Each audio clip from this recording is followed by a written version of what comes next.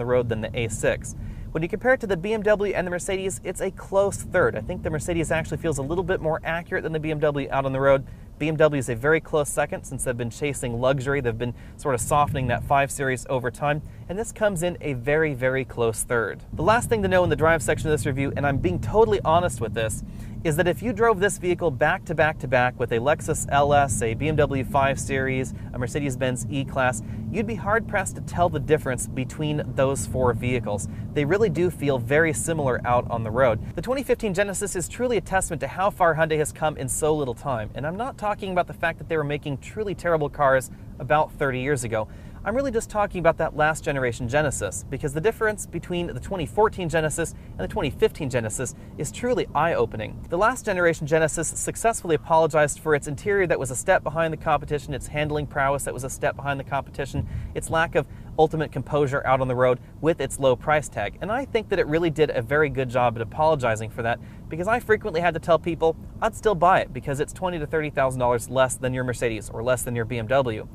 This vehicle doesn't have that same problem, however. This vehicle feels truly 98–99% of a BMW 5 Series or Mercedes-Benz E-Class or that Lexus LS I keep talking about out on the road, and it is still a decent amount cheaper. So this vehicle really can sell on its own merits as long as you can get past this Hyundai logo right there on the car. Before we dive right into pricing, let's go over what our fully loaded V8 has on it.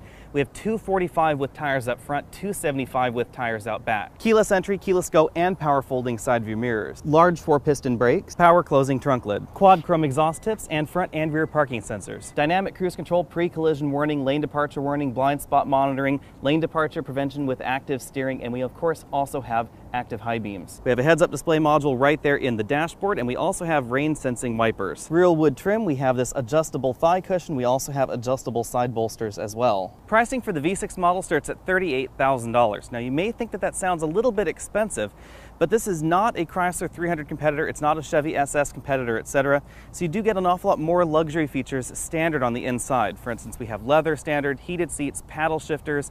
We also have navigation standard in this model, all engines, an 8-inch LCD, keyless go, rain sense wipers, and acoustic laminated glass. Now compared to the luxury entries that are starting out around $38,000, you won't find standard navigation, you won't find iPod interfaces in those luxury competitors, but you will in the Genesis. If you get crazy with the options in the V6 model, you will end up at $51,500 fully loaded. There are really only 3 packages to choose from. Hyundai does like to keep options at a minimum. That helps keep the costs down.